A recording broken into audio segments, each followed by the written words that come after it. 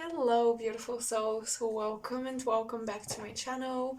Today we're doing another pick a card reading. As you can see, we have different groups. We're doing urgent messages from your ancestors, basically messages from the other side that you immediately need to hear and you have to know. So we have 3 piles. Most of the times I do 3 groups, 3 piles. Today you guys are choosing between 3 different tarot decks that I'll be using for the different groups, but I'll be using the same oracle cards for all of you. Because I have 2 new babies added to my collection. I recently purchased the Heavenly Bodies astrology deck. I fell in love with it. I love watercolors artwork, so I fell in love when I saw this deck. And the other deck is also an astrological one. It's an oracle of the radiant sun, and I love how diverse it is. While most astrology oracle decks have all the planets, all the houses, all the signs, and other things related to a natal chart, this one has the combinations. So every planet throughout all of the 12 signs, and we also have I think that's it actually. So all the planets throughout all the signs, and I love it because combining different astrology decks with this one can be very detailed. It can give you a very specific placements and configurations. So I just am so excited to combine these two for this reading. Alright, so sorry, I shook the table way too hard. Alright, so pile 1, you guys, are the World of Visions Tarot deck. Pile 2, you guys, are the Elemental Wisdom Tarot. And for pile 3, I'll be using the Heaven and Earth Tarot. The crystals are here simply for, I guess, the aesthetics of it.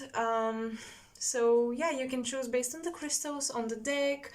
Or based on the numbers. You can pause the video and you will find the timestamps as usual in the description box and also in a pinned comment in the comment section. So I'll see you in your pile. Hello group 1, welcome. I am very excited to get into this reading. So first I'll begin with the oracle decks. And let's see what urgent messages you need to hear from the other side and from who.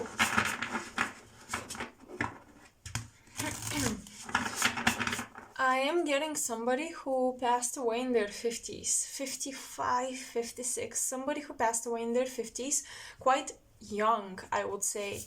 This person was quite young.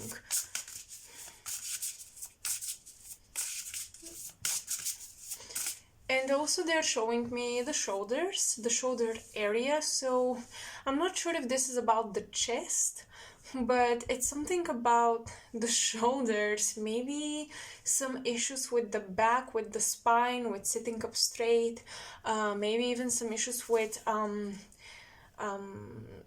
mobility,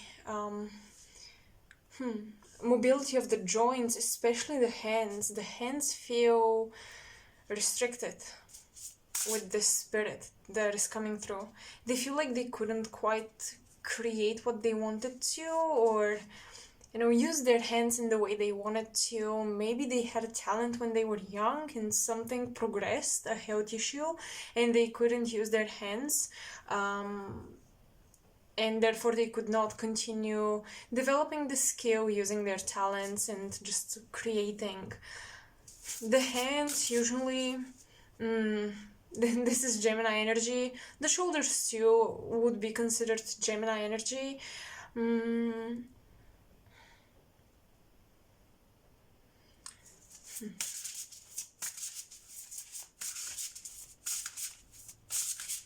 getting issues with mobility.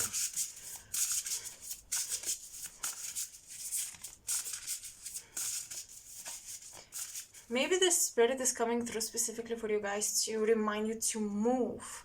And I'm not speaking just about exercising or, going on daily walks and things like this, but rather moving, traveling, going around the world, experiencing life in its full potential don't live a sedentary routine based life is what this spirit is encouraging you, at least for the time being. And it seems like a very urgent message. Maybe some of you feel a little stuck, or you feel like you're also not using your talents, you're not able, or you're somehow restricted to use your skills, develop your talents. This spirit is saying you have to move, you really have to explore the world beyond the confines of your current environment. There is a lot for you out there, is what I'm getting. And you're just so encouraged to go out there and explore that.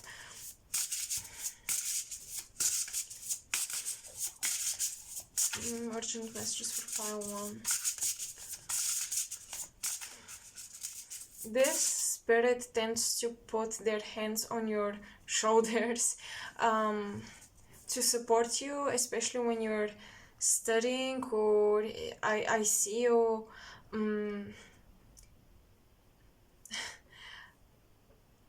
I see you like working on papers or reading and just being tired.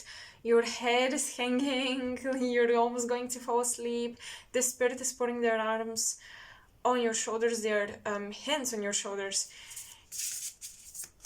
to support you, to remind you that there is more than this. There is more than this life that you're living right now.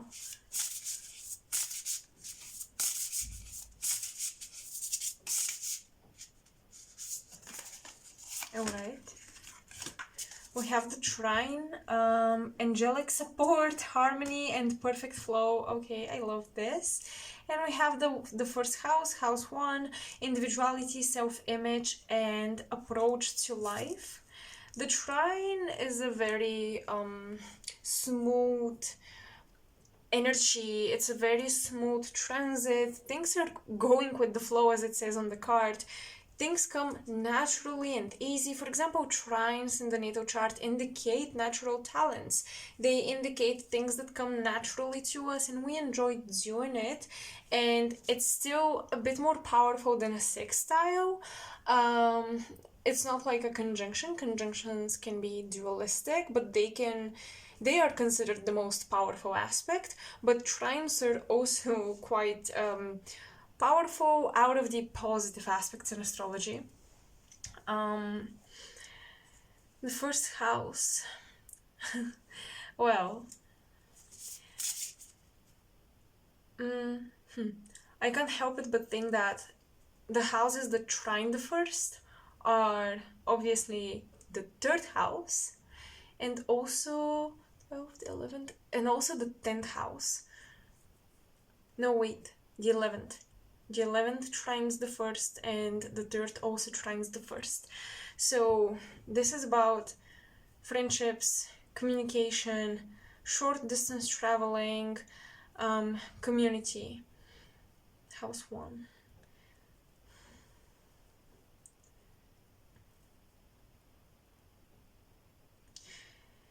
Okay, so the message that I'm getting is you are supposed to really think deeply about the lifestyle that your peers are living, people your age.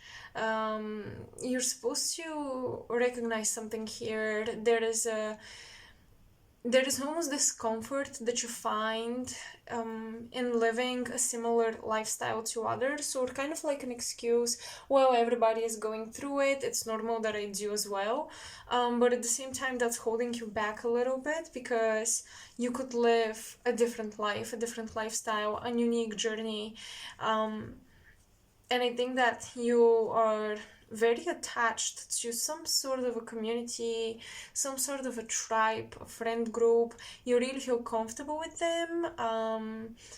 You feel understood, accepted, all of these things, but at the same time, your individuality kind of vanishes. I think you fulfill your social role in that friend group very well, and you're very loved, but at the same time, I feel like change is brewing beneath you, beneath your skin. It's crippling underneath and it wants to come out to the surface, but it may feel that your environment will not necessarily allow this side of you or love this side of you or embrace this side of you. It may be a more controversial aspect that you want to show. For example, you've been always someone who wanted to get married and now suddenly you don't, or vice versa. Something about you has changed and this new version of you desires a new lifestyle, and this may require you to move, this may require you to settle down in a committed relationship, it may require to move in with a partner in a different city, it may require you to study something new in a different country, something like that, and it creates a split in that friend group. And I'm getting that your ancestors on the other side, they love the strong bonds that you have with a few people in your life, but at the same time they're saying that these people are not you, they won't live your life for you, and neither should you live your life for them. Okay, so I do see kind of like a breakup with friends, and it's not because there was a fight or a conflict, but because you're going in separate ways, in separate directions. I don't see you guys quitting communication per se. What I'm getting is just more distance put between you. And this is helping you discover your individuality. A lot of you have discovered your individuality through your groups and your teammates.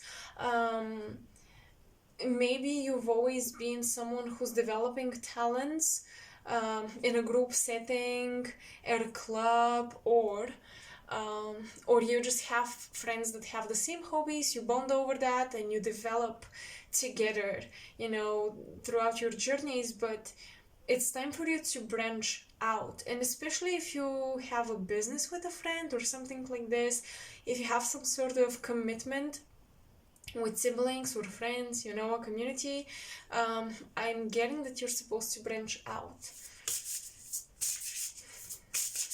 in the next few months.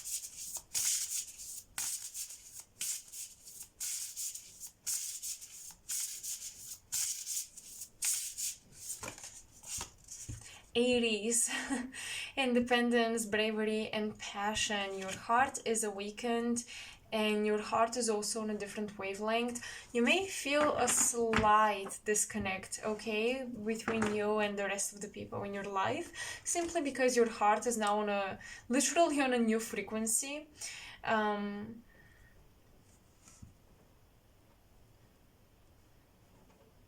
lot of new life is coming into your life, okay? A lot of fresh starts and just fresh territory to chart. This is uncharted territory and you're learning new skills, you're learning the new tools you're being handed. And I'm getting above all, it's time for you to learn how to handle yourself without your community. For some reason, that's important. For some reason, it's crucial step for you to gain confidence in your ability to do something on your own, in your ability that your rewards and your achievements are fully based on your skills and not anybody else's. No, baby. My cat wants to step on the cards and that's not allowed. Nope. Okay. He's just staring at the reading. Alright. Let's get some more details. Currently you have more angelic support rather than human support, and it's not because the people in your life don't support you, it's simply because they won't be there for you physically, directly involved in the things you're going to be involved in the next few months. I'm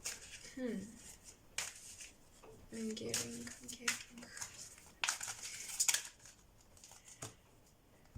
We have rebellion with Mars and Aquarius. I have Mars and Aquarius in my chart. It's a funny placement actually to have. Yeah, your big cause, your big mission, you guys are really being activated to take on a bigger mission. And this big mission for you is the future. And with Aquarius, of course, Aquarius is about friendships as well, but it's more about humanity, okay? And Mars and Aquarius too. You have a lot of Aries as well. You have the ruler of Aries coming through. This combination, whenever I see it in charts of clients, etc., Mars, Aries, and Aquarius all coming together, this is about innovation and kind of the individual really standing alone but still fighting for the collective. However, the individual is not emotionally invested in the collective or in a small tribe and community and working with them. They're working for a big community, a big collective. This is kind of like a huge corporation. You have the CEO at the top. This person is involved with a lot of people, right? But it's indirectly. Their team, they may not even know the personal things going on in the life of their teammates, simply because they have such a big mission. They cannot allow themselves to be friends and just get close and get distracted and get emotional. They're very focused. So as you see your mental side kick in a lot stronger than your emotional side, and perhaps it's something you actually need. We all talk about empathy, we all talk about emotional intelligence, and this is important, but sometimes you have to be logical, sometimes you have to be cutthroat, sometimes you have to have priorities. And your current priorities don't involve like a friends project, let's have fun type of thing. Your priorities are actually something big that you may feel like you're working on alone despite working within a big group, simply because the cause of this group is so big, and the group is so big, even if you wanted to, you couldn't get close to everybody involved.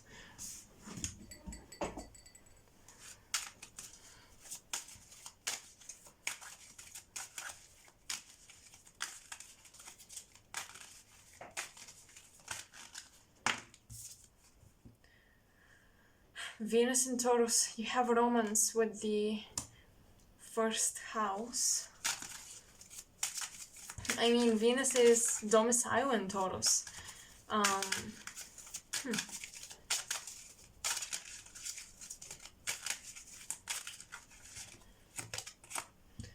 Idealism, Sun in Aquarius in Aries. Well, you may be looking for the actually for the ideal partner, like one partner. Perhaps you no longer wanna work on a big mission with your friends. You wanna work on a big mission with your partner, with your lover. You wanna be. You wanna share a soul purpose with your lover.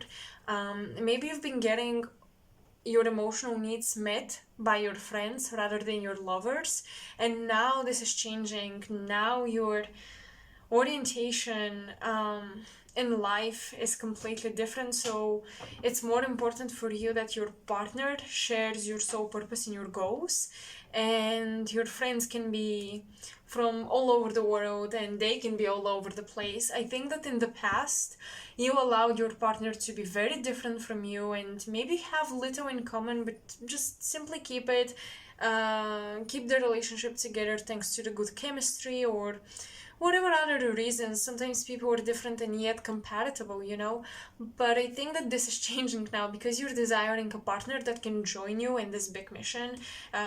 You look at these two people together here.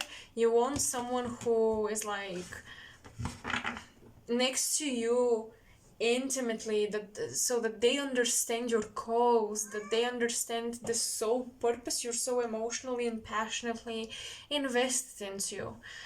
So yeah, definitely you're more idealistically oriented towards your romantic relationship than you used to be in the past, and you're less expecting from your friends than you used to be in the past.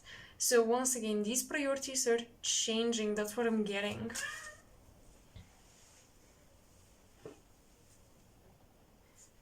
I want to tune in back into the ancestors because I'm getting something specific. Since this is messages from the ancestors from the other side, I want to give you some directly connected to your ancestral lineage messages. So what I'm seeing here with angelic support and all of the Aquarius energy, Aquarius in astrology for me is like the higher self, the angelic self, and we have a lot of that. So what I'm getting is that in this lineage, in your ancestral lineage,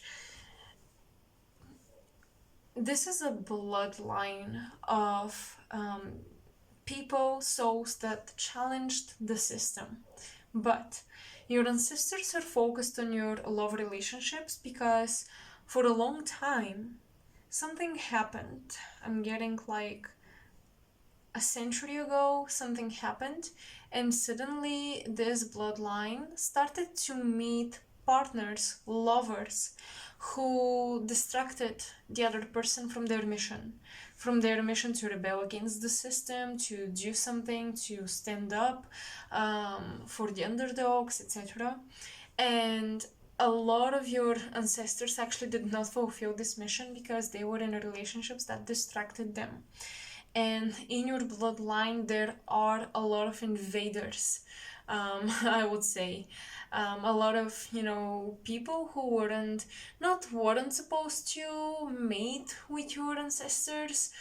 Some of your ancestors were like outsiders, like influencers, intruders. Once again, they served as a distraction to the rest of your bloodline, all right? And you're very connected to this rebellious group in your bloodline. These ancestors are fighting for your freedom, and they're fighting for your standards in love and relationships. They are the ones right now pushing you to no longer tolerate just a good relationship, but they want you to look for and find the one that will support you on your mission. They don't want any one of the left descendants to repeat the same mistake and marry or commit to and have kids with someone that will distract them. That's a big message, because I'm getting that you come from an originally very pure bloodline that had very strong belief systems about how and when and who to marry. Maybe there was some sort of a ritual for a long time in this bloodline, but that stopped. I'm getting a century ago, and a lot of generations got influenced by outside intruders into the bloodline, and the bloodline got a little weaker. Okay, so if you're interested in alchemy, if you have a lot of Aquarius, Scorpio placements, I would say you're definitely one of the descendants meant to restore that alchemical process and return to the original state of the bloodline, to the original purity. It's almost like what I'm getting as a vision are little fires, little flames in some blood cells, and smoke or foam in other blood cells that puts out the fire, and you have to reignite those flames inside the entire body. So the partner that you will be with is very very important,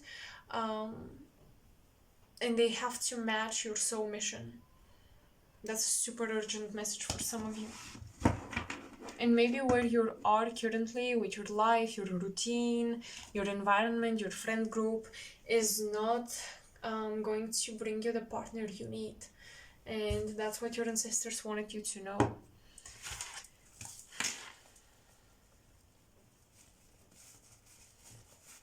I have to say, people who chose this pile, this crystal always reminds me of Jupiter.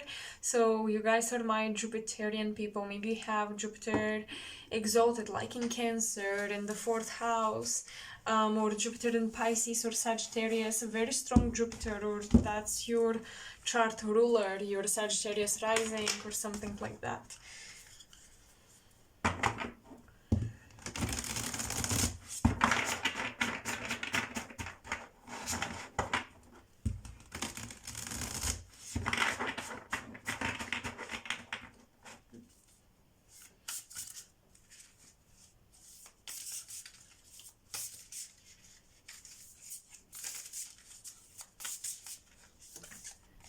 Ace of Coins, Ace of Pentacles.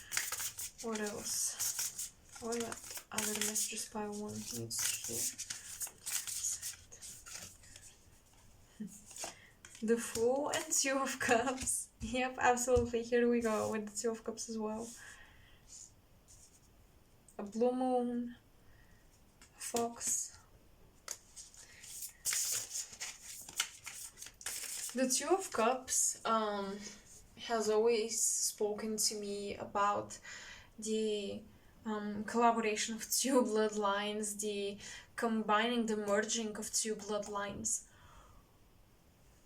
and the alchemical result of that. And you have a pearl, alright? So this is something pure, angelic, high vibrational, birthed out of this union. So with the Fool, Ace of Coins, allow yourself to lay a new foundation with a new person.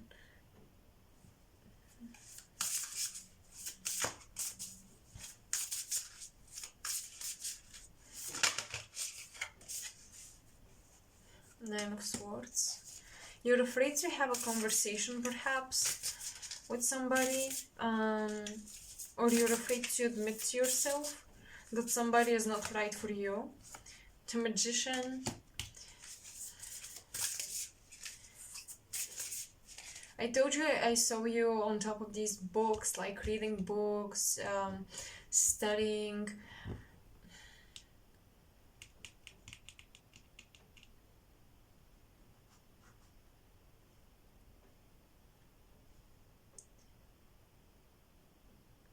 You're shown the knowledge. You're shown the information. You're given the information.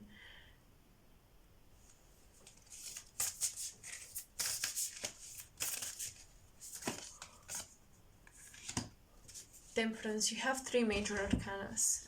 That's quite a lot, I would say.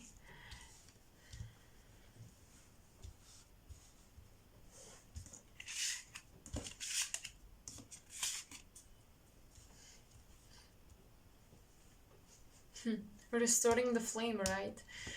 Oh well.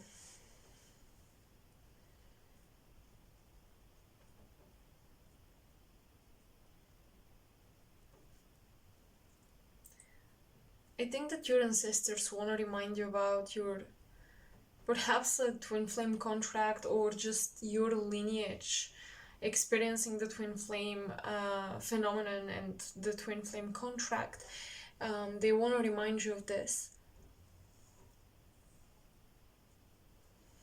There is love out there that really contains a lot of magic, and you're meant to find it.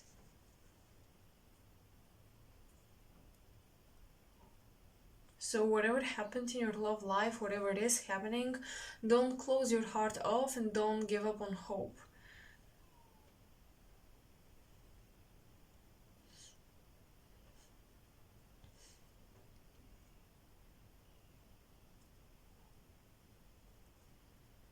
Your ancestors have been preparing you for this soulmate that will help you restore this mission, reactivate this rebellious aspect of your bloodline.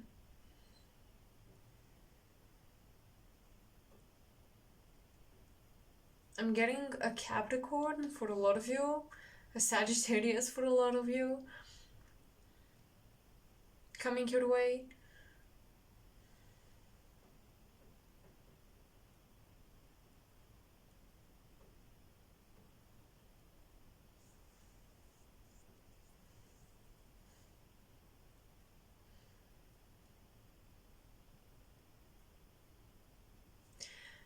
Your ancestors are saying that they've been victim to enchantment or magic spells done on them. Um, these spells made them fall in love with people. I think that definitely quite a few of your ancestors were victims of spellcraft and magic that made them fall in love with partners they weren't supposed to. So they want you to have your third eye wide open because they're saying that you have to train yourself, you have to teach yourself to see beyond the physical shell and to see what's inside.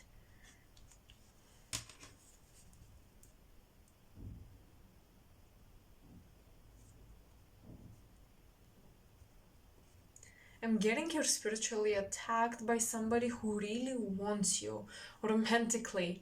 And for some of you, for most of you, this person is not even like aware of magic, spirituality, spells, things like this, but they have such a possessive energy, such an entitled energy. They feel like a Sagittarius as well, or a Libra. Um, they really want you. And their desire, their want is so strong. It's literally affecting your own manifestation.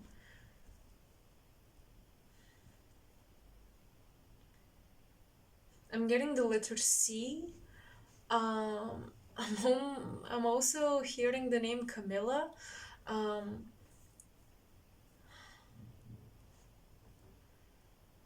and Cam as well.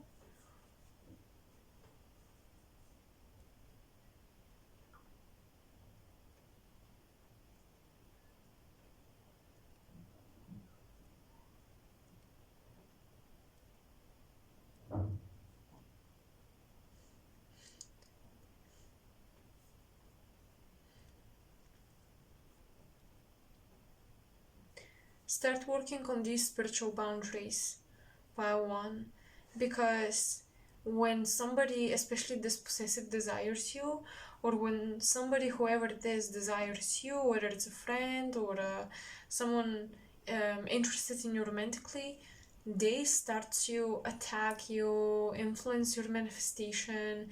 Right now, your manifestation is very influential and not influential, very gullible and um, very easily influenced by other energies.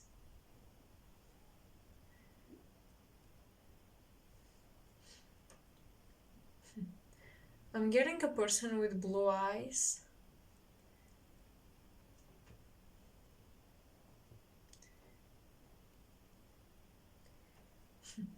And they either have like a piercing around their mouth or something about piercing on their face. Mm.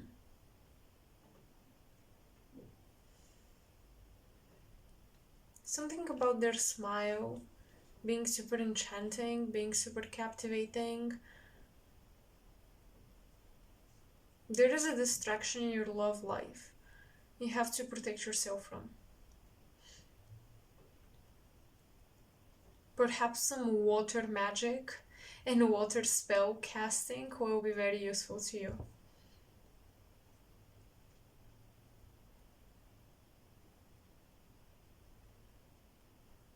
I'm hearing jade. Perhaps you can wear some jade for protection.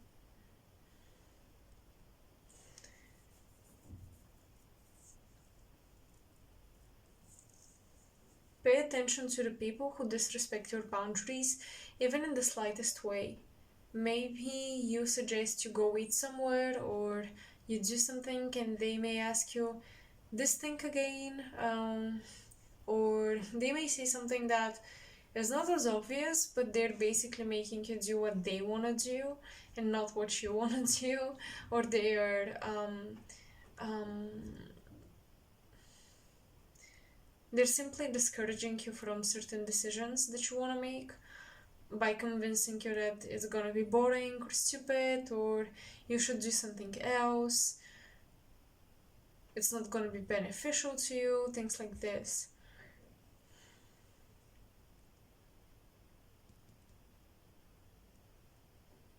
Someone is coming your way that will take you by your hand, and you'll be very dedicated to your shared soul mission. They will come out of nowhere, out of the blue, literally. So wait for this person. Alright, pile one, thank you so much for watching, you guys. I hope you enjoyed it. I hope this resonated. Let me know in the comment section below, because I just love to go through the comments, answer them, read them. It's just a nice experience to hear about your stories and how you felt about the readings. So, pile one, make sure to like, share, subscribe in order to support the growth of my channel, and I hope I'll see you in my next reading as well. Bye!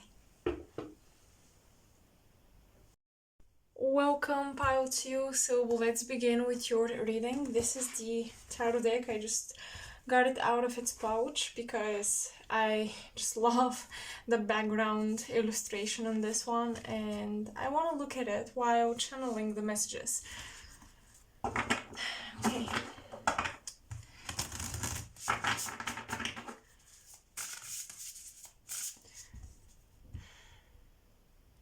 Very interesting. So, right as I tune in, I see two dogs on both my sides.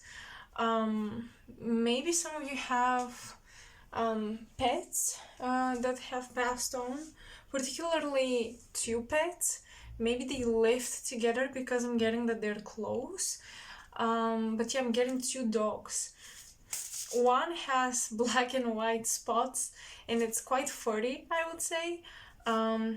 It's a smaller dog.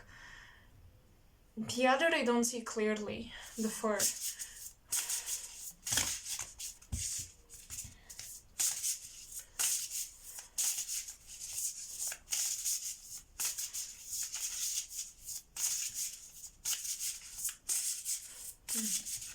I'm also getting Anubis appearing a lot. Anubis is the gatekeeper of the subconscious mind, the underworld. He is like Mercury a little bit. It's an aspect of Mercury in Egyptian mythology. I'm getting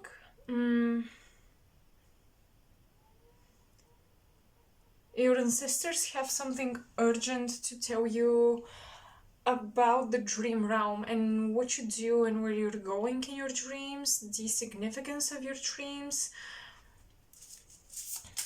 Anubis feels like a guardian, but also intimidating energy, somebody who tests you, somebody who tests your abilities, your spiritual level of initiation during your dream time.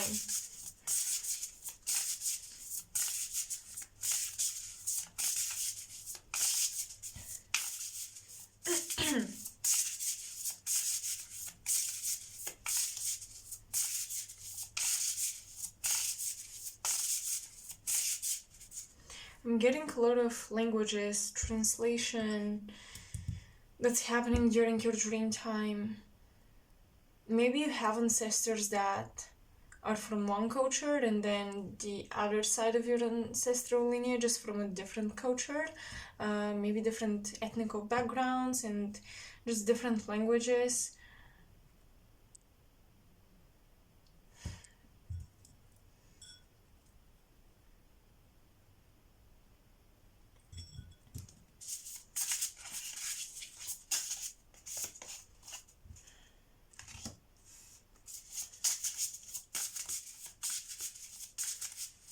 You guys have the 11th house, friends, like-minded groups, and humanitarian beliefs.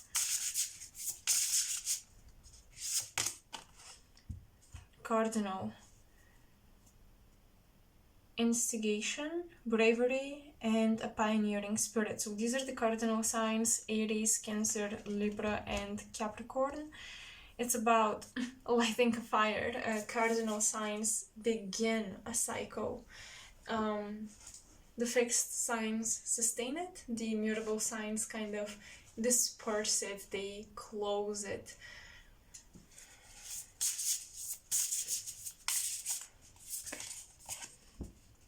Self-express and embody truth. You guys have the Sun.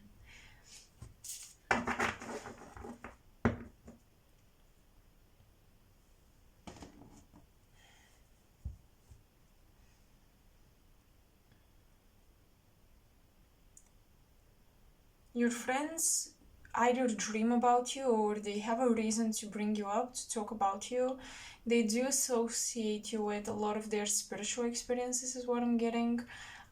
They associate you with their psychic intel and just any paranormal thing that they go through. Maybe you're the one clarifying for them. Maybe you're the one translating for them.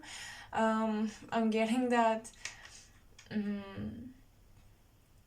you make friends with people that need spiritual assistance. The universe aligns you with these people. Your ancestors are saying that your friends are not random, they're not just casual. They really need you. They need you to start this fire within them. I'm getting you've inspired a lot of your friends, and maybe some of them are hiding this from you. Maybe some of them feel a little insecure to tell you how much you've pushed them forward, especially with their spirituality. But for others, it's just you can sense what's their thing, and you can clearly put it into words, and they can clearly see where they need to go and what actions they need to take. But you are the engine, the one who starts this fire, the one who clarifies things for them.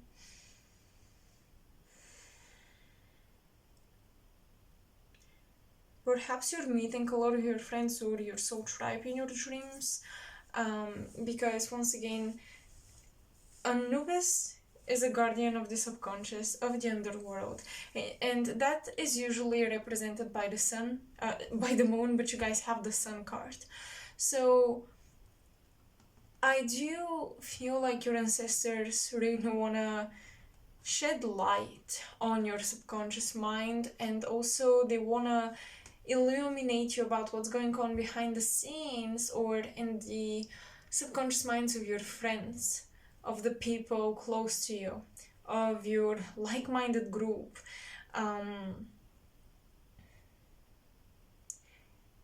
You've started something like a little revolution, or you've started something like a movement, is what I'm getting. A movement of thinking, a way of questioning things.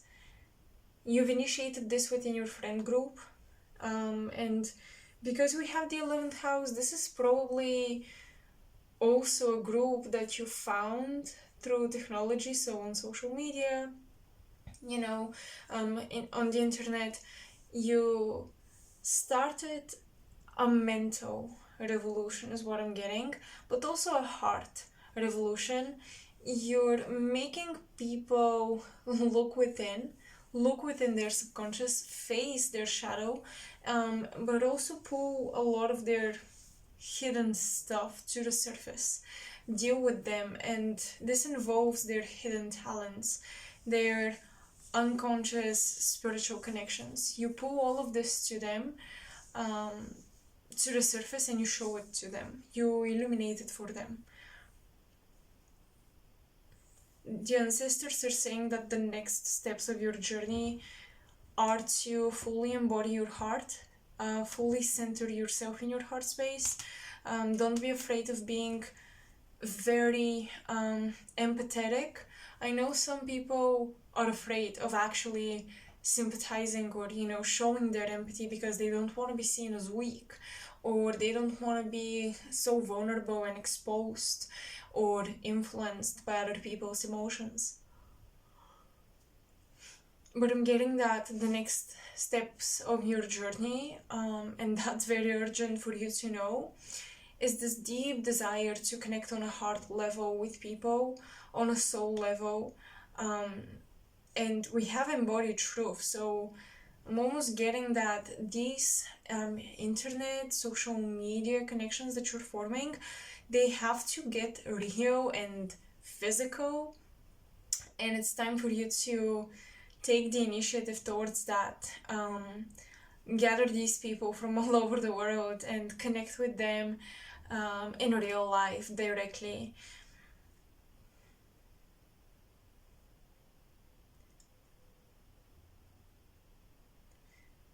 A lot of you are going into studies of the heart, the feminine mysteries.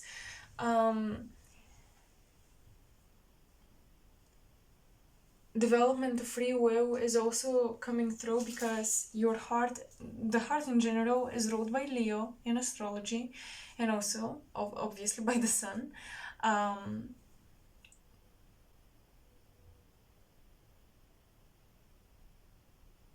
So you're learning a lot about the abilities of the heart when it comes to manifestation, when it comes to just the whole spiritual evolution, spiritual ascension. A lot of people develop their third eye, they want to become psychic. I feel like you've already had enough psychic experiences and you're diving more into the feeling of it, the emotions behind it, and that very clear, sharp focus, that very strong, centered state of being.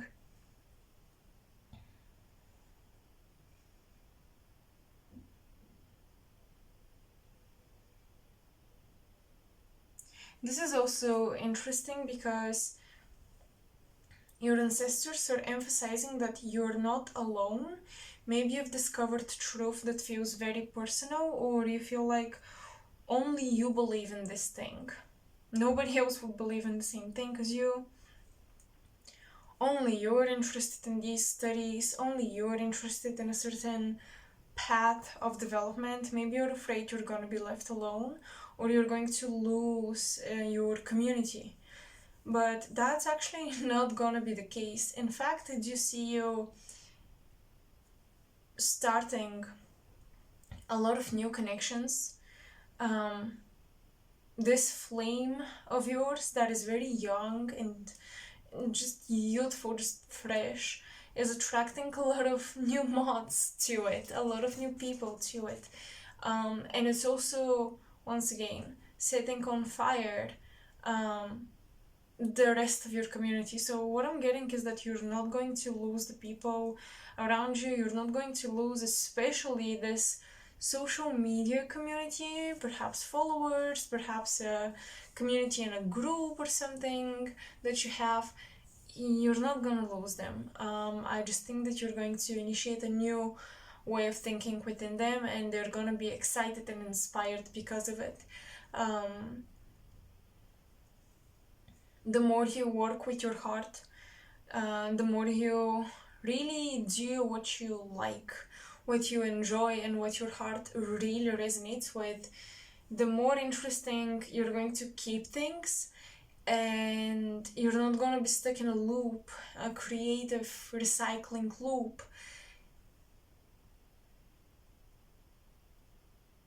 You're actually going to be opening new doors instead of really being stuck in the same spot.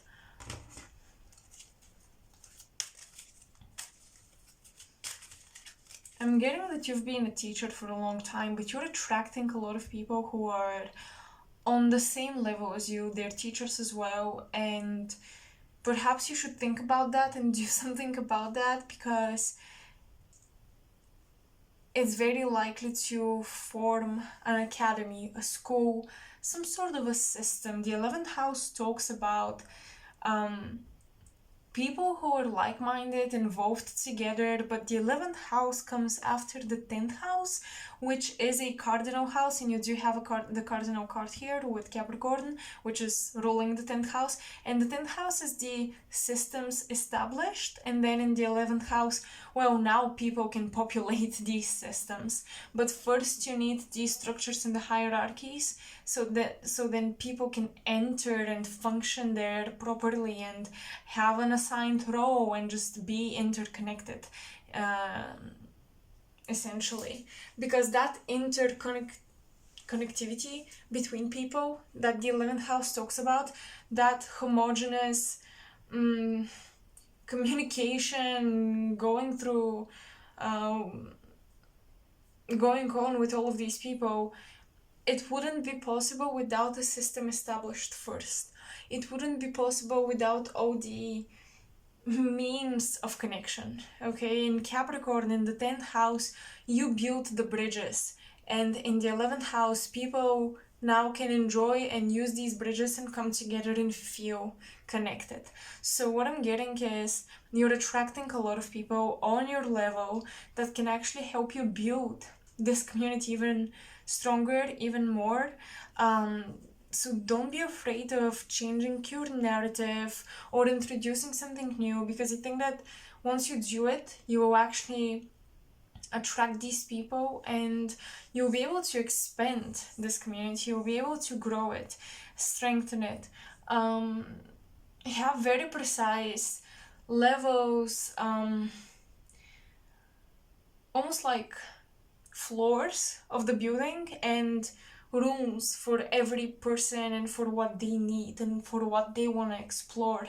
You're going to provide different rooms for growth, different initiations and different paths for different people and for what their needs require.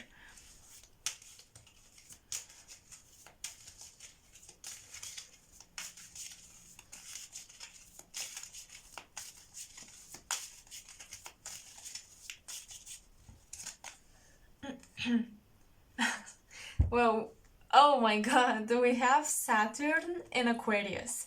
So we have Saturn, the ruler of Capricorn, and the ancient ruler of Aquarius as well, in Aquarius. So Saturn is sort of domicile in Aquarius. I mean, we know that Aquarius is now ruled by Uranus, but still, Saturn is very happy here, and it's talking exactly about what I mentioned, the bridges.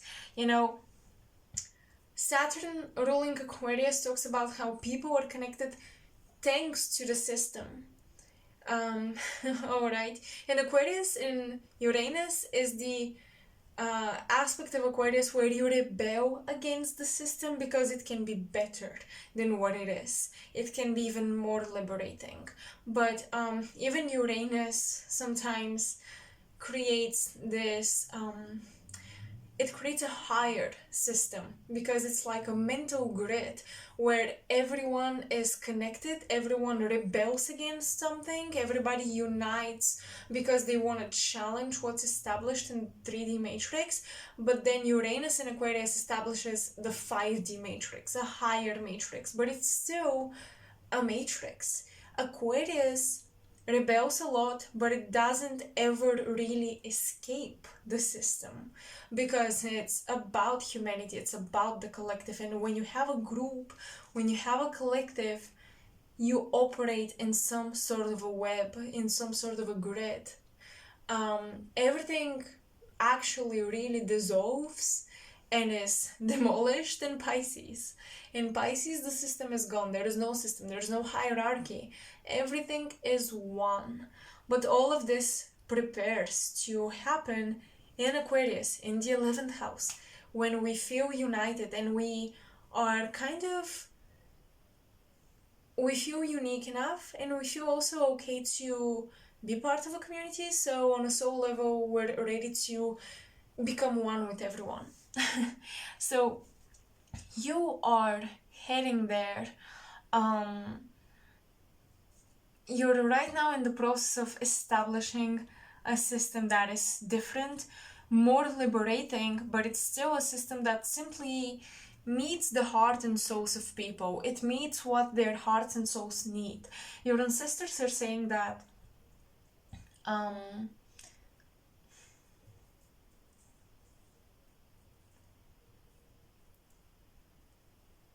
similarly to pile one, honestly, you guys are preparing the collective for the future, but you're not just mentally preparing them, you're also establishing like an example of what the future would be like, would feel like if we follow our hearts. As I said, you might be building an academy platform or something, online school. You might be building an actual physical place where people can gather, come together, discuss, get involved in what you are doing.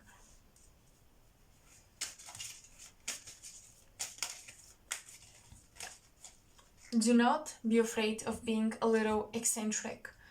Do not be afraid of standing out from your community, yet relating to them. That's funny, but it's a little bit like, when a teacher teaches their students something and they think they get it, but then the teacher says something completely opposite to the teaching and claims that this is true as well. They share some piece of wisdom that sounds a little unconventional for the usual narrative of their teachings. The students get confused. They're like, what is our teacher talking about? How come? For example, if a spiritual teacher tells you that, well, going to a party, going to a bar, and staying up until late or early morning is okay to do, and most spiritual students might be a little concerned with that message. They may not believe it. They may think the teacher is joking, but then the teacher may explain to them that actually these polarities, these eccentricities, and every sort of self-expression is acceptable because it's coming from one place, and that is source. And then the students will be like, okay, we get it.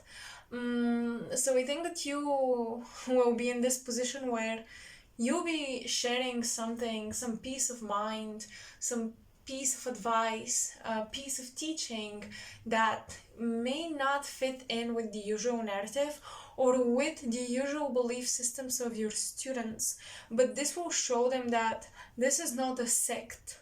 This is not a cult where you follow strict rules and you're limited and controlled. This is a space for everyone to be themselves and to just enjoy being able to relate to others, but they're not confined by this relation. They're not confined or forced to be like everybody. You're not providing them a pattern to mold into. You're providing them a guideline or just a guide for life, and that's it. So don't be afraid of being eccentric and standing out from your students, standing out also from your teachers who gave you the knowledge, who prepared you for your current position. Do not be afraid to take on a different narrative and explore this.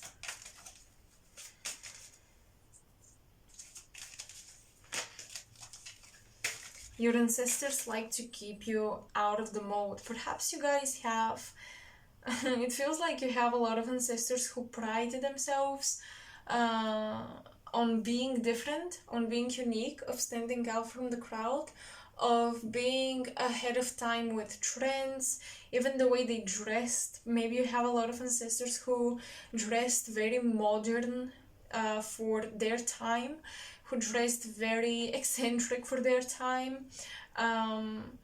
You may have a lot of them actually with, Aquarius and Saturn. This is funny, but like these are people with Saturn, social status, power, they've proved themselves, yes. But also with Aquarius, these are like the people with a lot of money who collect paintings, the people with a lot of influence who who abandon the family business, they do something on their own, they are just controversial people, and yet they are respected in society.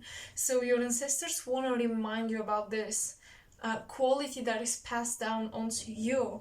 Even when you're eccentric, even when you're different, stand out from the crowd, even when people disagree with you, they will still respect you. You've earned something that earns you respect.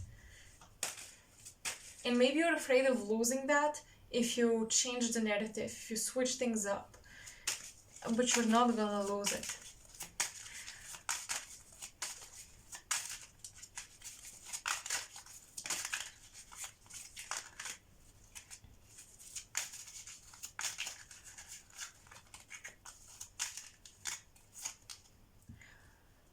Mars in Libra, choice. Oh, wow, that's interesting.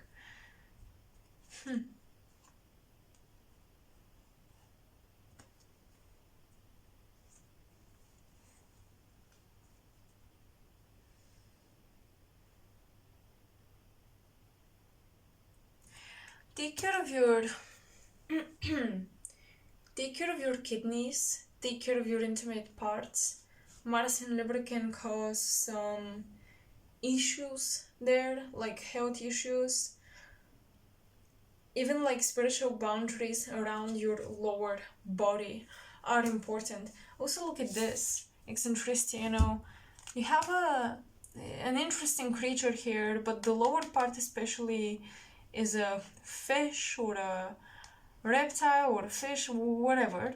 I'm getting that the lower part of your body is spiritually susceptible to attacks or susceptible to other people's influence. I feel like your empathy, when you feel people, you know how some people feel out the vibes in a room and they get a headache, or they had like heart palpitations, they get like a lump in their throat or something. Some people get like a gut feeling. I feel like for you it's not even a gut feeling. I feel like it's even lower than that. I feel like it's around your intimate area and your legs, your feet. Maybe you get cold feet. Maybe you feel like how your thighs are just tightening. You're ready to run. When you feel out weird vibes, weird energy, your lower body just tightens. It turns the flight or fight mode on, and it's ready to run, it's ready to save you, it's ready to take you somewhere safe. So maybe you want to work on strengthening some lower chakras. You really want to work on breathing in deeply and taking that breath in your very root chakra, in your very intimate area. You want to bring that breath in there. You want to allow the energy there to circle and to cleanse and to cycle out whatever is unnecessary out of your body.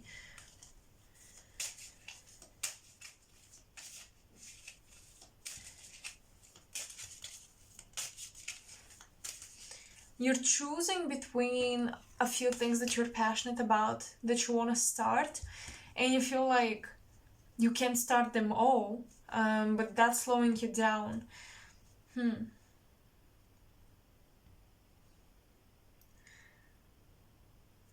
Let's see, how can you recognize what you need to choose? Because what I'm getting is, when you think about sacrificing something, you may think logically with your head, well, I wouldn't like to sacrifice that. Or you may feel it in your heart that that would be painful. But I feel like if that lower body area gets triggered when you think about the sacrifice of one particular choice here, that's the choice you really are not ready to give up. Or that is the choice where you have a lot of external influence to make. You have a lot of people waiting for you to make these choices. At the very beginning, I told you there is something about the subconscious of your friends. the subconscious, the things that they say about you, the things that they think about you. I didn't see anything bad or anything like this. But still, I feel that they have a lot of expectations, a lot of focused energy on your decision, one particular decision that you are yet to make, and you can feel it in your lower body area. So I would say either go with the choice where your heart clenches at the thought of giving up on it, um, or look at the choice where your lower body area clenches and the thought of giving up on. And that one choice, you want to examine if there is any magic spell done on you, if you feel like something like that is taking place. Because you see the heart with the sword. In tarot, whenever I see the Three of Swords, or even the Nine of Swords, but especially the Three of Swords, I always think of magic and black magic. Why? Because the sword piercing the heart is like the 4D influencing the soul. It's like a mental, a thought form, a mental attachment controlling your higher self, your soul. That's why when I see a heart pierced with a sword, I think of magic influence. So there is something coming from your friends, from their expectations, that is affecting you and your desires and your manifestation. So you want to make sure that you're making this decision based on your heart. That's why I said the next steps of your journey are supposed to be centered in the heart. That's why Anubis is bringing, maybe even in your dreams, illumination about other people's dreams, about what other people do at night that's concerning you and your destiny. Are they reading your natal chart? Are they reading tarot on you? Are they trying to peek into your energy, astral project in your room? Is anything like this happening to you? Somebody here is very invested in your future because they want to be part of your future. They want to be part of your success.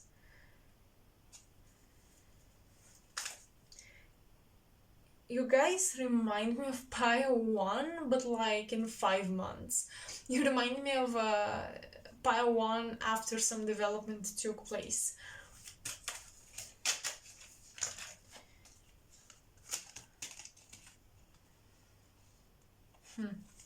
These fell into my lap, so I'm gonna take them with the sun. You guys have Mars again in Sagittarius. Domination, well, yeah, one religion over the other, one belief system over the other. And then you have Saturn in Scorpio, inheritance. Oh god. Some people are digging into your ancestry. Well, that's interesting. I think that's why the ancestors instantly showed me Anubis, the 2 dogs. Your ancestors are getting a little angry and they appear like animals to other people because they're very protective right now, because you have somebody or a few people, maybe 2 females in particular, that talk about you a lot, your belief systems a lot, your inheritance a lot. They try to dig into your history, your spiritual inheritance as well. They wanna look into your gifts. They're asking spirit, they're asking their tarot cards, they're looking at your chart to see what your talents, strengths, and gifts are, and to see if they can dominate you, to see if they can compete with that. There is a lot of comparison going on here behind the scenes that you don't know about. People are trying to peek into your bloodline, your lineage, and the ancestors don't like that because that's personal. That is only if you agree to. That is only if you allow it. So, for example, I've received readings, where comments, I think, where people tell me I shouldn't dig into this energy and that energy because it's not spiritually moral. Well, I'm not, first of all, I've never claimed to be the most moral person out there. I don't live up to such a high elite standard. But on the other hand, second of all, when you go to a reading on YouTube, you you have immediately allowed access to your energy from that reader. So if you are a reader, or if they are readers, if this person, maybe you're suspecting somebody who's an oracle, an astrologer, a tarot reader, maybe you're suspecting them. And if you've clicked on their stuff just out of curiosity, you've allowed yourself to be peeked into. You've given your energy. You've given access to your energy, all right? And I think that the funny thing is, I'm getting two people watching each other. You have access to them too, and they do to you, because you both click on your stuff, you both read your books if you're book writers. I feel like you're in a similar field and you look up each other's things. But within this person, I'm getting a lot of Leo, a lot of Sagittarius within them. Within this person, there's the desire to dominate. This is funny. It feels like both of you are coming from these strong lineages, and both scenarios are possible, but one person knows a bit more about the lineage of the other because one person has revealed a bit more than the other. So one person appears on the surface level more royal, from a more elite lineage, with more influence, with more power. The other one is a little hidden. The other one is a little not so obvious, because one of you doesn't speak as much. So you tell me, is this you, is this other person? But they are comparing and they wonder if they can dominate you spiritually, dominate you in the field.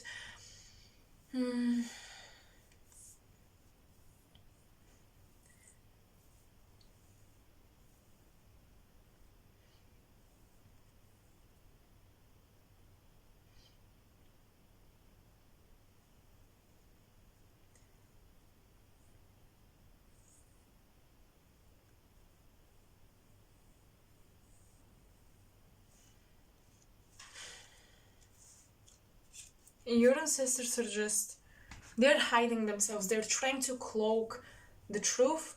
They're trying to cloak information about you, about them, from this person.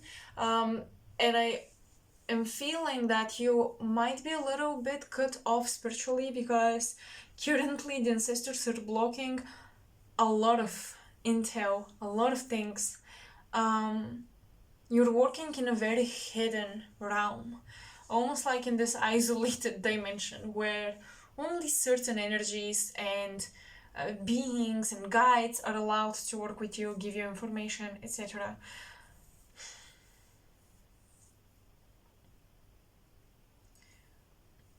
There's something about, it's not a tattoo, it's like a birthmark that this person may have.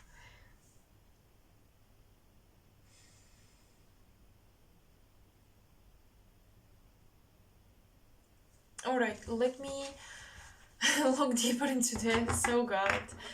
It got a little intense. I did not expect this, actually. Let's look into this with tarot.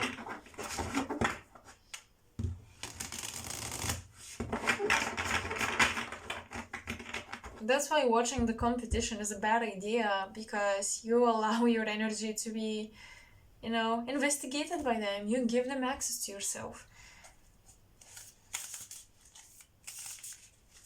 So when people tell you, or when that wise saying goes like, Don't compare yourself to other people, don't compare yourself, don't compete with other people, compete only with you. That's not so much about mentally, trying to compete or whatever, like wondering who's better. That's more so about um, giving that access to them. Because two creators in the same field, on a similar path, on the same wavelength, sort of, they develop and they don't even realize this telepathic bond. So when you compete with somebody, you may not like the person, but if you compete with them trying to be better, on a subconscious level, you like what they do and you become telepathic. That's when the same creation, the same invention comes out into the world at two completely different corners of the world. It comes from, and sometimes it comes from people who don't even know each other. But if you know each other right now with the internet and social media, you may start to create the same things because you get so telepathically invested together. That's the 11th house.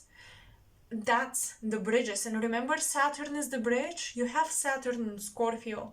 It's about exchange of resources. The ancestors don't want you to exchange resources with this person on a telepathic level, which is what might have been happening and why you may have been feeling a little bit, just a little bit drained, like you cannot make a decision and you're wasting time, and before you make the decision somebody else created this idea that you had and you wonder, how the hell did they come up with my idea? Do they stalk me? They don't. It's this telepathy between the two of you.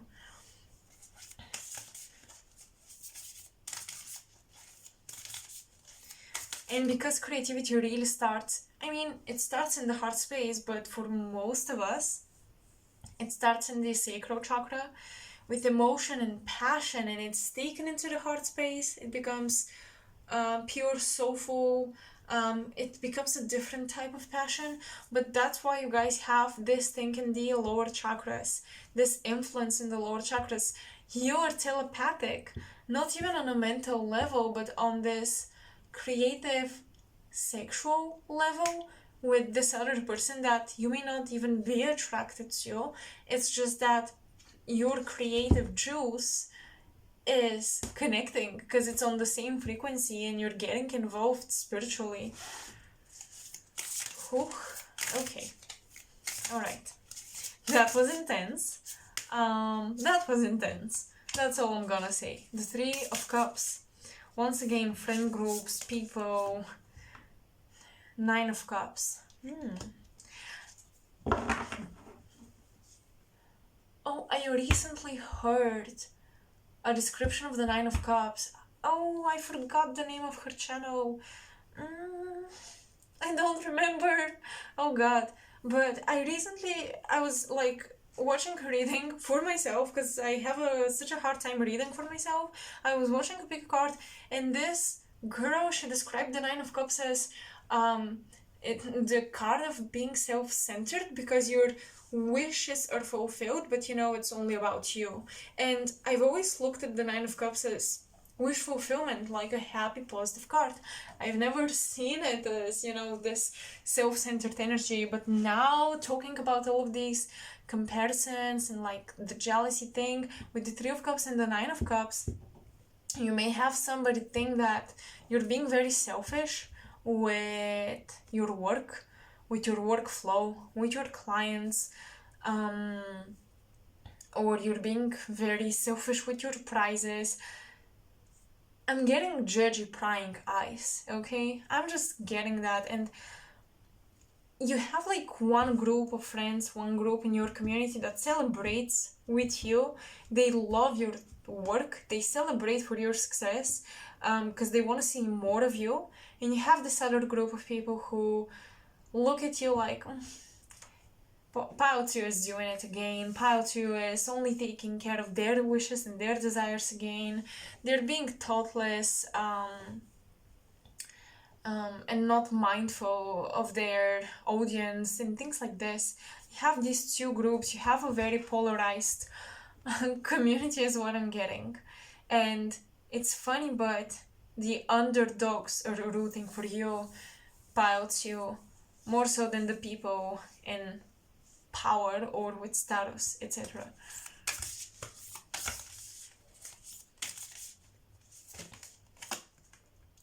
The Emperor. Well, I think you don't need people in power to root for you because you are on your way of becoming your own person in power. So, you're on your way of becoming the Emperor, pile 2. Wow. Strength, Leo energy, the heart, the will, the free will. Absolutely. When I said you're on the path of the heart mysteries, things like this, the feminine teachings, Mary Magdalene teachings, this is, the heart mysteries are very present in Christianity, but I may be wrong because I have not explored Hinduism as much as I would like to, but I'm sure that there is a lot about the heart in there as well. Anyway, so the path of the heart is not just love and light, love, unconditional love, etc. The heart is ruled by the sun, it's ruled by Leo, it's ruled by the conscious self, the clear consciousness, the ability to make decisions based on your free will, not on animalistic, hormonal drives and motives. That's why the lion, the heart, is not just love and emotion, it's about also discipline and free will, and using this to fuel your soul purpose. And this is exactly where you're going. I see that you will go through a lot of sacrifices of your instinctual, impulsive desires in order to build the empire you want to see. Your ancestors are really encouraging you to hang in there if you're currently fighting an addiction or fighting some habit that you can't seem to get rid of. Your ancestors want you to hang in there, to really, really, really hone that free will. The Tower. Previous desires, previous things that you thought you were desiring are falling out, they are being destroyed. The ancestors are saying don't cry over your past daydreams, your old vision boards. It's time to really build a new vision board for yourself. Four of Wands. Oh, I love that. Some form of celebration is coming, definitely. I feel that the ancestors want to urgently tell you you're going to achieve a milestone in your career, purpose, maybe even relationships. You're going to achieve a milestone, and every struggle from the past is just gonna become minuscule. It's gonna become so small. All of your negative thoughts or even fears are going to be destroyed, is what I'm getting. Demolished is what I'm getting. And yeah, I just see celebration over achieving a very, very important, crucial milestone that will bring back the confidence that you can continue forward with something. So, pile 2, that's all I have for you guys. I do hope you enjoyed this. Let me know in the comment section below, as always. And as always, if you want to support my channel, make sure to like, share, and subscribe. This is the best thing that you can do if you want to help me get out there and just reach out to more people. Thank you for watching, and I hope I'll see you in my next reading as well. Bye! Hello, pile 3, welcome to your reading. So finally, I'm getting to you guys. Okay, so let's do this. Let's ask what urgent messages your ancestors from the other side have to tell you.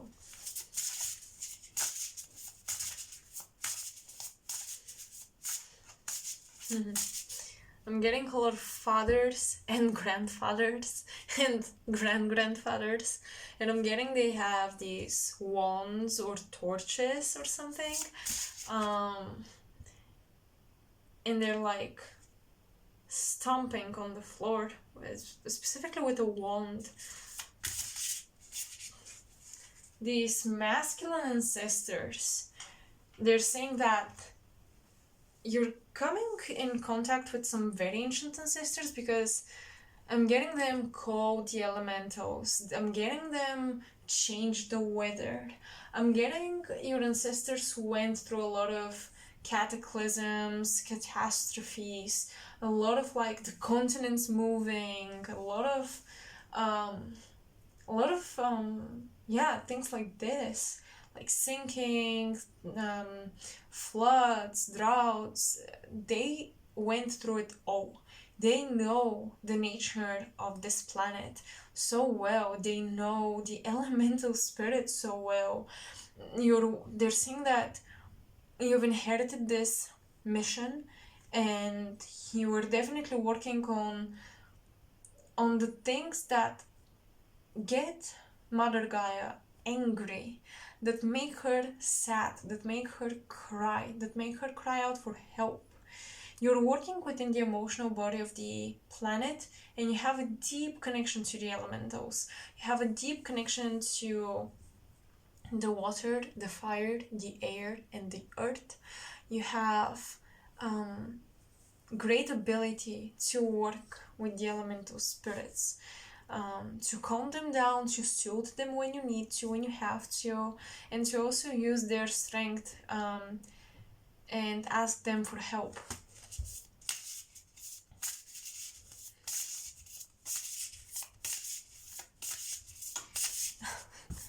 This is so interesting. I'm hearing all the fathers in the world.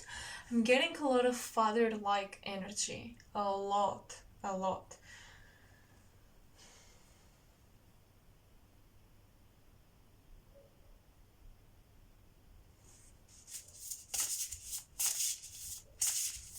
Urgent messages. Spirit.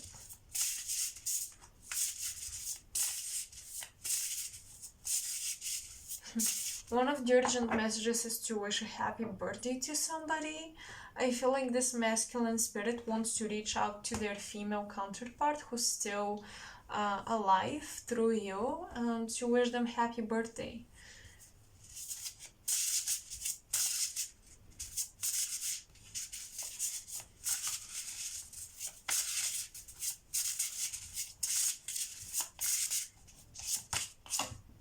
Scorpio, intensity, exposing, purging, renewing.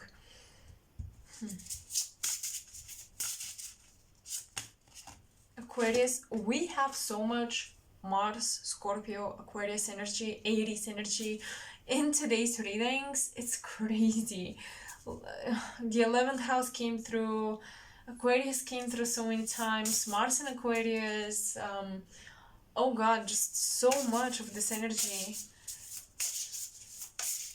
Saturn in Aquarius, Saturn in Scorpio, Venus. Okay, I was literally thinking, can't we have some Taurus, some Pisces?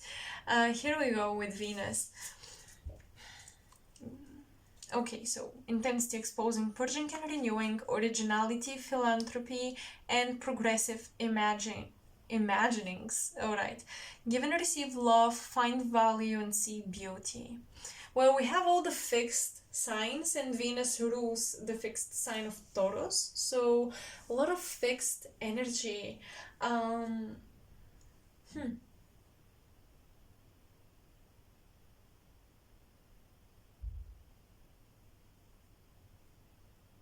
You're being stubborn, is what the ancestors are saying right now. You're being stubborn, you're not allowing the love you're looking for in. You're blocking your own abundance because of the stubbornness. Where's the spirit? Why is pile 3 stubborn?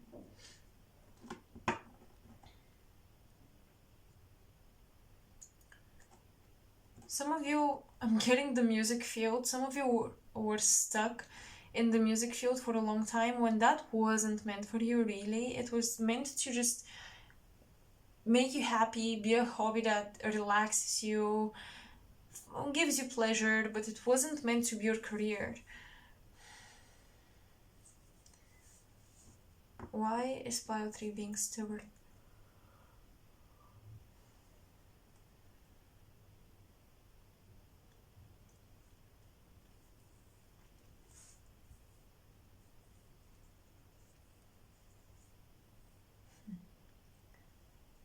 Perhaps you're fixated, you were obsessed with a dream that doesn't give you the value you need. It doesn't provide anything valuable to you. It takes more than it gives back to you. You invest in it, and this dream takes in and takes in and takes in.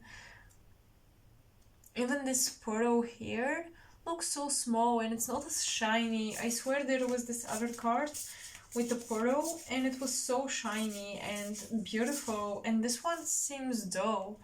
I feel like you've been cooking up something, you know, for a long time, but it's just not what it's supposed to be. It's not giving the results you were expecting, and therefore it's not providing something valuable.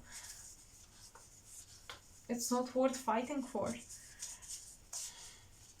And the ancestors are a little bit mad because they say that this fixation, this stubbornness could be invested in something so much more lucrative, and you are going to be so much richer, more abundant, happier until this point.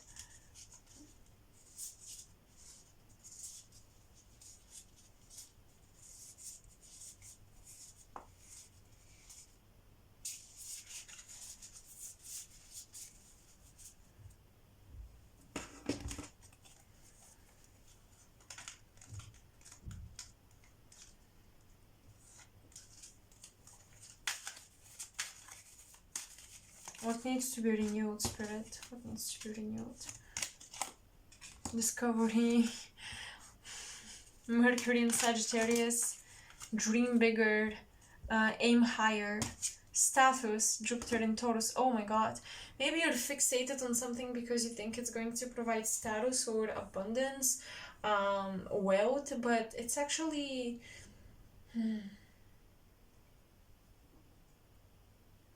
It doesn't feel like the right thing for you.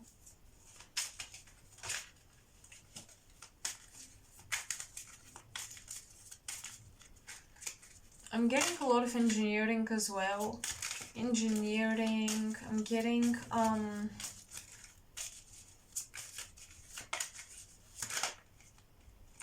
mechanics, the work of a mechanic. I'm getting something passed down from the parents that is not your path to walk on. Defense. Oh, look at that. You have Jupiter in Taurus, which... No, Jupiter in Taurus is not exalted, but it's pretty happy in Taurus. You have Venus, the ruler of Taurus, and you have Mars in Taurus. Now, Mars is very unhappy in Taurus. Okay. Do not allow your parents, your family to define your values. You have to have your own values. You have to defend what you love at this time, Pile 3. You really have to stand up for yourselves is what I'm seeing here. I'm also getting a sister. Somebody has to stand up against their sister. And oh my goodness, look at that. Extremism, Mercury in Scorpio. Well, interesting. Very interesting. Mercury in Scorpio. Information might be hidden at this time, obscured. Information might be... Somebody may want to steal information, sneak peek into information. Somebody may want to send out an application for a job on your behalf without you knowing about it. I feel like a lot of people are trying to get into your business, especially your family is trying to get into your business. Do not allow it, Scorpio. I'm getting that you'll be traveling soon. I'm getting a little bit of a fight with a sister because of traveling. I don't know what this is supposed to mean for you, but the ancestors are saying stand up for yourself. Even if you disappoint your parents, even if you disappoint siblings, even if you disappoint people around you, stand up for yourselves. You have a unique journey to walk on. Do not conform. I feel like Pile 3 right now, you're very tempted to conform to something because you can see how you can grow easy into this. You can see how easy you can develop something, make it lucrative, sort of, you know, but it's not gonna be fulfilling, satisfying. It's not your dream. Alright, and I feel like pile 3, a lot of you are actually fighting to discover your dream again, rediscover something. You've lost value in a lot of things because either you got plenty of something, for example, you wanted to be an artist, and now you are, and you're pretty good at it, but it's no longer making you happy because it doesn't challenge you in any way, and you feel like you're not progressing anymore.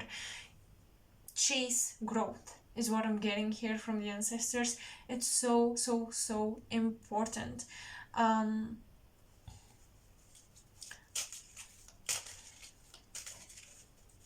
But yeah, I'm definitely getting traveling, a contract with a sister, something with a sibling. Scorpio energy is about shared resources. Maybe you're fighting over who's gonna pay the bills. Some of you may be living with your siblings. Who's gonna pay the rent? Who's gonna pay the bills? I'm getting a lot of people may depend on you financially, or they try to in a very manipulative way. So please avoid that. And once again, stand up for yourselves. You don't owe anybody anything. A lot of the things you've achieved, you achieved on your own. And you have all of these fathers stepping in, they're bathing you in their energy, trying to make you remember that you have a leadership role in this life. You have a pioneering role in this life. Don't get stuck taking care of other people, fixing their lives, fixing their businesses.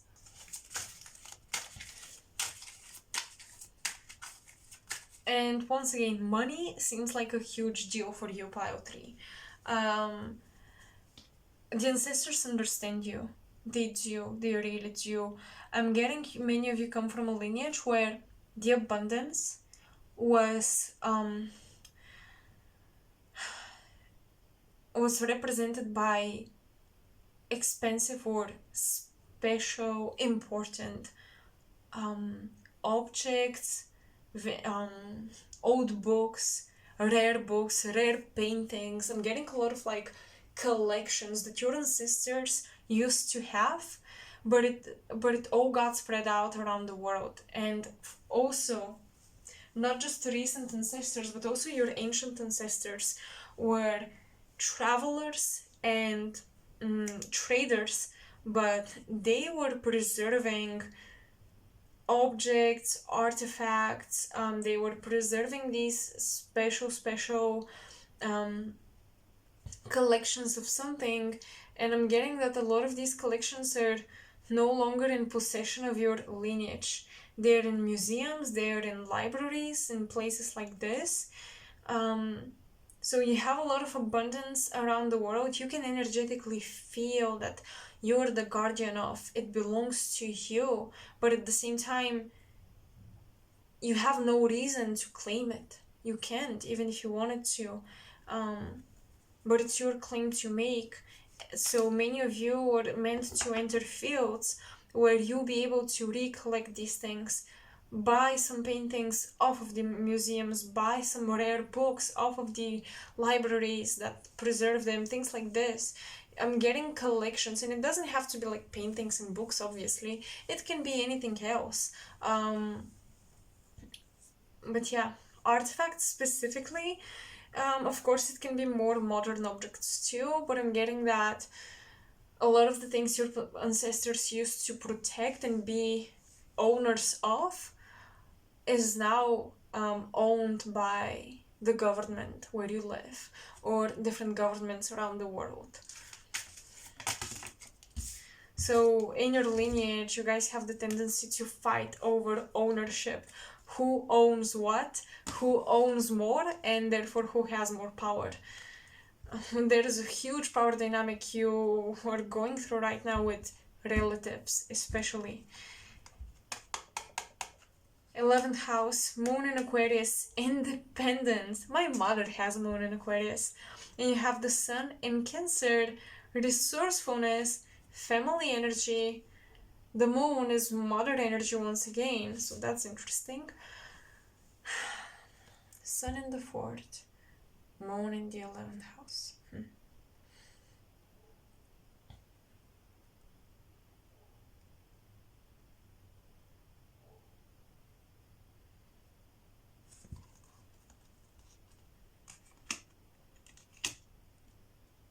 I'm gonna spend a bit more time on these two cards.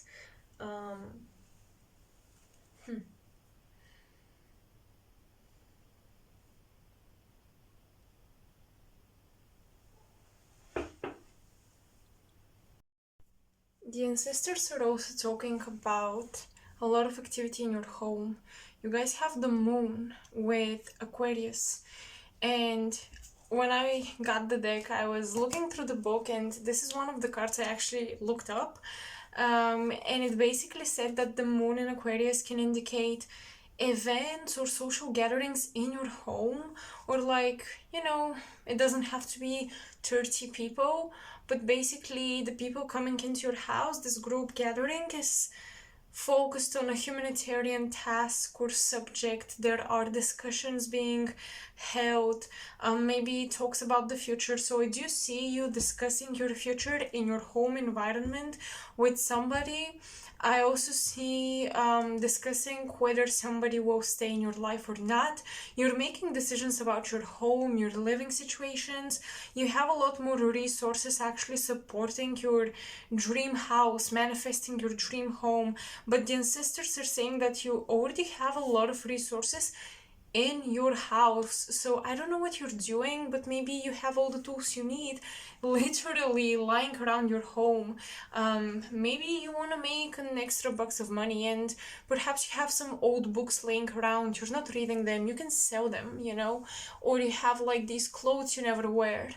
You can also put them in a Facebook group and sell them to somebody who would love to wear them. So the ancestors are saying you have a lot of resources in the house, and we're also helping you put the pieces together to your new home, your new house. They're helping you manifest a new living environment. And yeah, I see discussing a lot of your plans for the future and how you're gonna do that, and also who is going to be invited into this space. You may live with somebody in the future who's already in your life. Maybe you have a partner, or maybe you have a friend and you want to live together, but you're still figuring things out.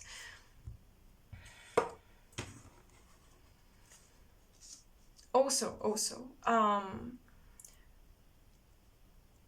I would say there are a lot of presences in the house. If some of you have the ashes of somebody who passed on in your home, if you keep that, please spread that somewhere around the lake, in a forest, in nature. Please let go of this person and what's remaining of them, because I'm getting that there is a little bit of clutteredness in your house. There is a little bit of too much energy in your home space, and that's blocking your own ability to think, to process emotions, to process situations in general. So yeah, it's very important to get rid of these traces left from somebody who used to live where you live.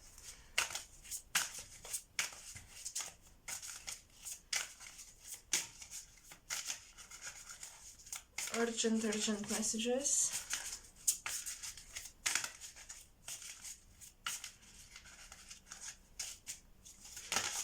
The other side is very open for you right now for communication. You have direct access right now for some reason. I just feel like your frequency is very open to contact. You have the Seven of Pentacles. As I said, you're not satisfied with what you've been working on. It's not that you're not patient, Pile 3. It's just whatever you've been putting a lot of effort in is not giving back the results you hope to get. Ace of Pentacles. And the Strength card. There's a new shiny opportunity here, and you're very much tempted to give up, on whatever you've been invested in for so long and just try out this new thing. All the three piles had this urgent message about trying out something different, something new. I feel like it's a collective thing, like it's time that we move on from a lot of things in our lives. Mm, you have the strength card perhaps because it's gonna be a tough decision to make, not because you don't want to make it, but because of the other people involved and how you're going to affect them, impact them emotionally. You guys are very willing to fight for something here. Um, there is an opportunity and you want to grab it, because you see how much you can gain from this. You want to fully invest yourself in it. There is something you want to fully invest yourself into.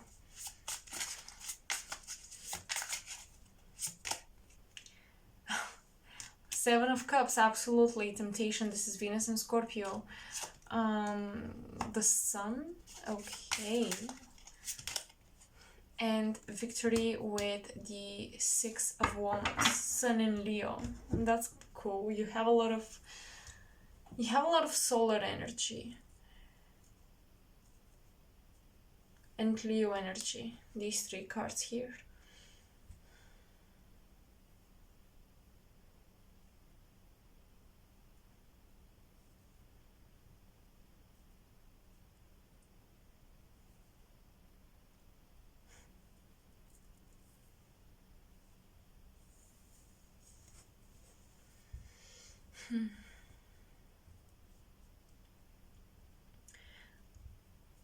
I'm getting there as an arena in life where you're being recognized and things are flowing, they're going great, you're talented and you're succeeding, you're receiving a lot of opportunities, doors are opening in this arena of your life, and you haven't been invested in it as much as you've been invested in something else, and it's time to switch this up.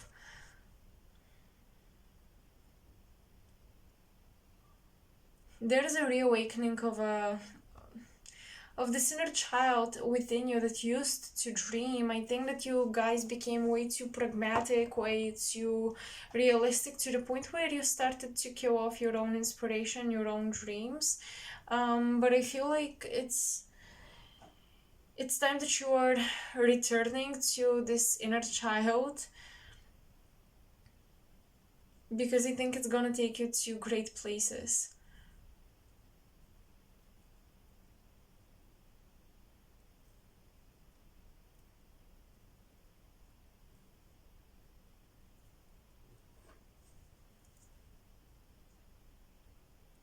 With the Sun, I'm getting cycles. I'm getting a calendar. I'm getting a cyclical nature. Let me see. What is this, Spirit?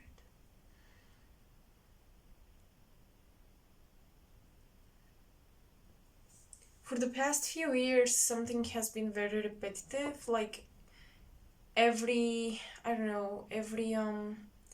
March, April, May of every year have been one way, and then June, July, August are another way. You do something, and then September, October, you know what I mean? So every month or a sequence of months every year are the same, and every year at the same time of the year you repeat a cycle, is what I'm getting here. And the ancestors are calling you out on this. You guys need to do some detox, because this is almost like a cellular thing. It's a bodily thing, a bodily karma, if you will. Like you've programmed your cells to react a certain way, vibrate at a certain frequency at certain times, and manifest the same things over and over and over again. And they may look slightly different, of course, these manifestations, but overall they're the same. And that's something that your body actually needs to be worked on in order to overcome. So your ancestors are highly suggesting some sort of a cleansing, some sort of a detox. I'm getting a lot of like roots and teas, a lot of teas, a lot of ginger tea is coming through for some reason. ginger root, the like boiling a piece of the root, not necessarily buying those tea bags, but like actually getting the root, getting the herb or whatever it is, and boiling that to make some tea.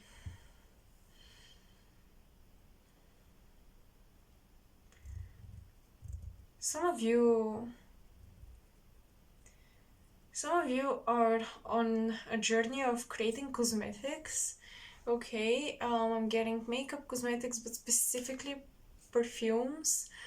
I'm getting recalling your Egyptian incarnations and receiving a lot of inspiration about the makeup, the hygiene, the beauty routine. I'm getting some of you are supposed to be in the beauty field and to create products that are reminiscent of the ancient times and the ancient ways of maintaining, sustaining beauty, and also invoking almost magically beauty. So these perfumes, this makeup, these cosmetic products, they'll be magically infused, is what I'm seeing in the cards. And the ancestors are the ancestors are supporting this journey. Some of you were very preoccupied with creating something big, something huge, or something that looks meaningful, and you started to ignore little things that you actually love and enjoy, or you don't even consider them possible journeys for you.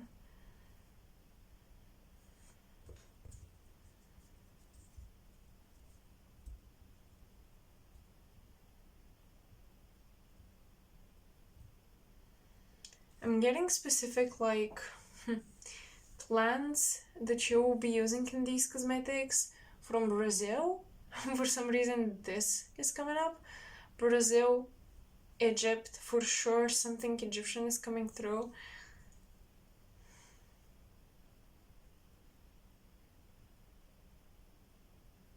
And as of now, that's it.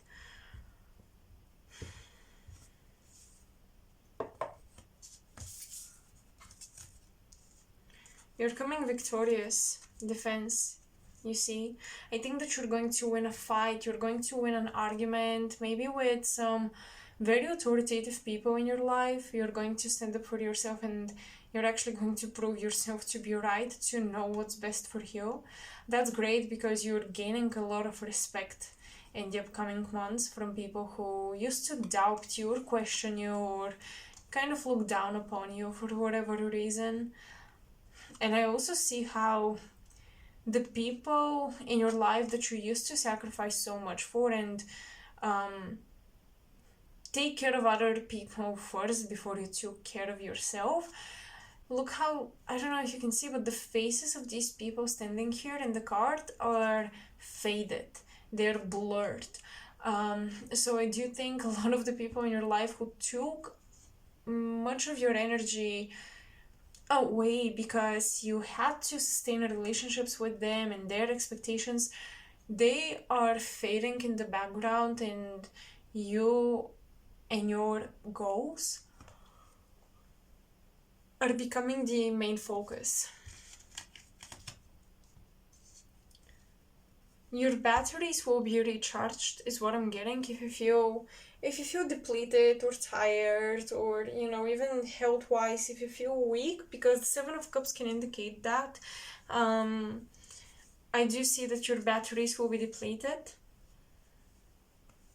I do see that you'll be rejuvenated by something.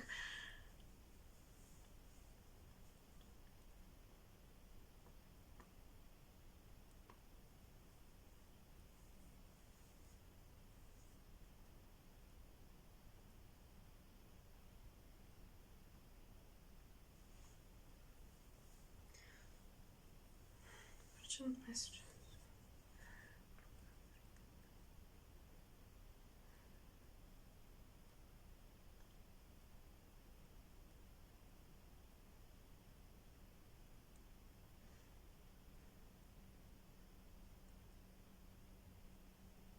I'm seeing a fox. Hold on. And something about overseas. I see crossing over oceans and a fox. A temptress. For those of you who are going to live abroad or you're going to work abroad or something, you're traveling overseas, I see you meeting somebody who is a temptress or tempter, a Don Juan, or a femme fatale. You know, this is somebody who is not necessarily interested in committing to you, but they're interested in getting you. And I feel like even with this person, you have to defend yourself. There's something about not allowing this person to get to you that will be the best decision you've ever made. I don't know why this is coming through so strongly, but oh god. The ancestors are saying you don't want to lose the one for something temporary.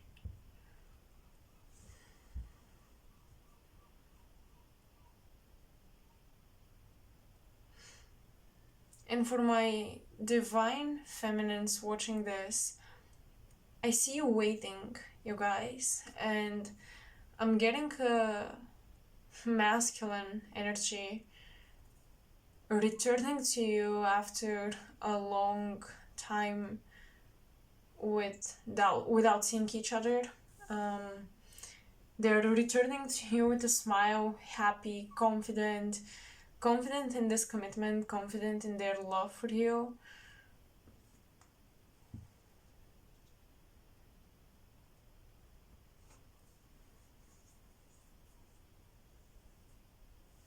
There is a lot of fertility that you well, my divine feminines who want kids, I see a lot of fertility, and I see a little bit of denial around this. You're denying that you're ready or you want this, but I think that it's coming for you, for many of you actually.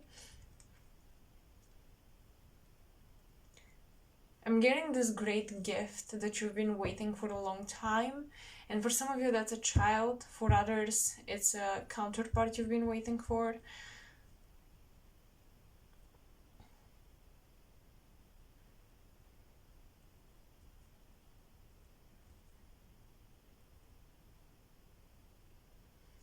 But I see for many of you, your ancestors are aligning you with the one.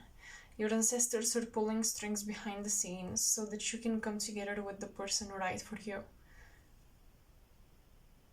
And I'm just getting such a positive vibe from a masculine coming towards my divine feminines.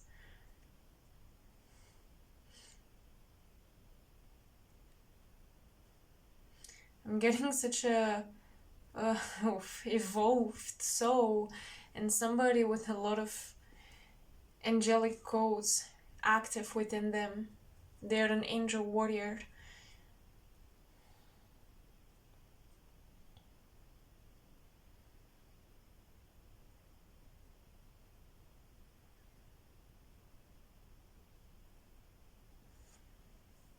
Some of you are having dreams that are coming true, especially concerning relationships and your love life.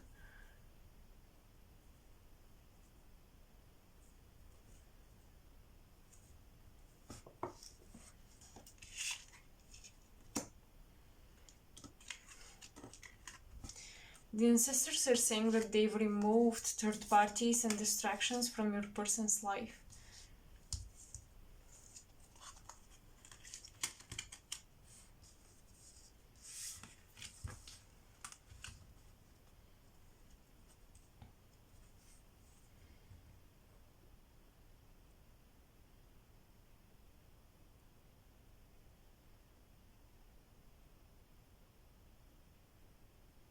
There is a divorce that either happened recently or it's about to happen very soon, and this person will come with the news. They want you to know.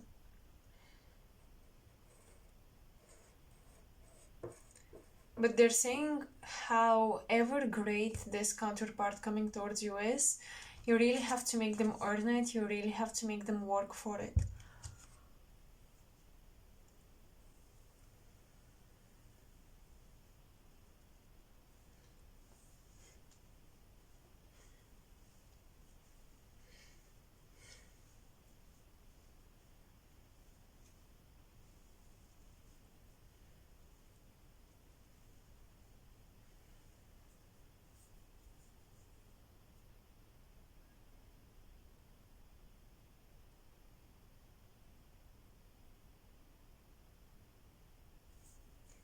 You might be soon coming in contact with a person. I'm hearing your ancestors speak about you entering a relationship, entering a community, a group, through your romantic partner, where you find yourself having to pose, having to have manners which are very specific, keep an etiquette, have like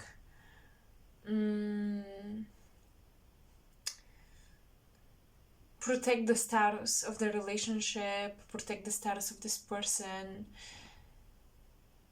There's an important figure coming towards you, and you have a lot more responsibilities than you do now. So this relationship, the ancestors are saying that you are ready to be part of a legacy, you are ready to be part of this formal lifestyle, and to maintain this image. You're meant to elevate yourself. For a lot of you, you will be elevating yourselves through your partners, both my masculines and my feminines. You'll be elevating yourselves through your partners and their legacy and their inheritance.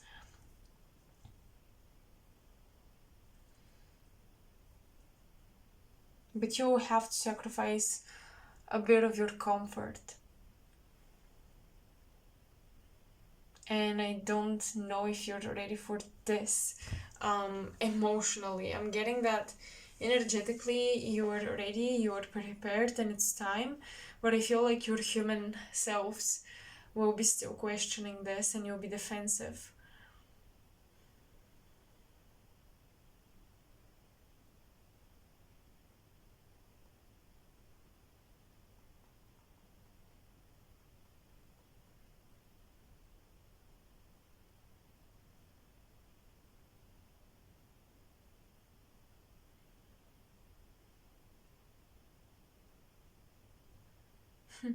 I'm hearing this strange message, but the ancestors are saying don't have a child before marriage, because there is something in your ancestry where a few of your ancestors made the wrong decision and they carried children outside of marriage, and one of the partners was not present, so they don't want this to repeat for you.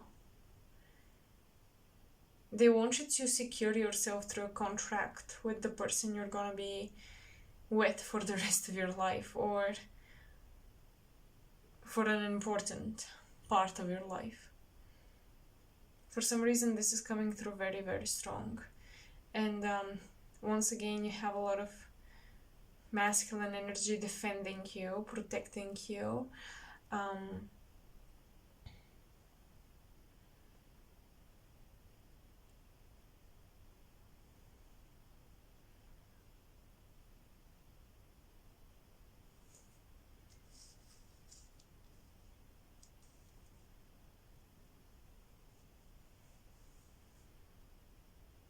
You're entering a completely new phase of your life, because you never had to act this way. You never got to go to the places you're gonna go to.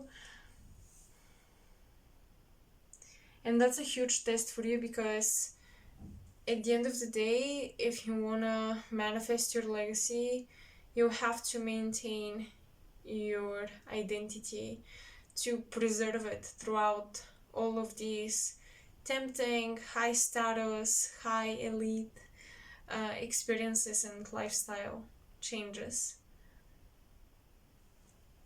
So, pile 3, that's all I have for you guys. I hope you enjoyed the reading and I hope it resonated with you. Please let me know in the comment section below, because when I channel these, I'm so curious to hear how it resonated with you.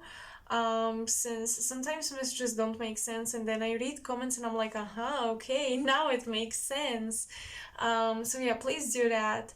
And if you want to support my channel, make sure to like, share, subscribe. That's the best way to push my content out there and make sure that we reach more people, so I can grow my community and my family here. Alright, Bio 3, that's it. Make sure to visit my channel whenever I upload, and yeah, I hope I'll see you in my next reading. Bye.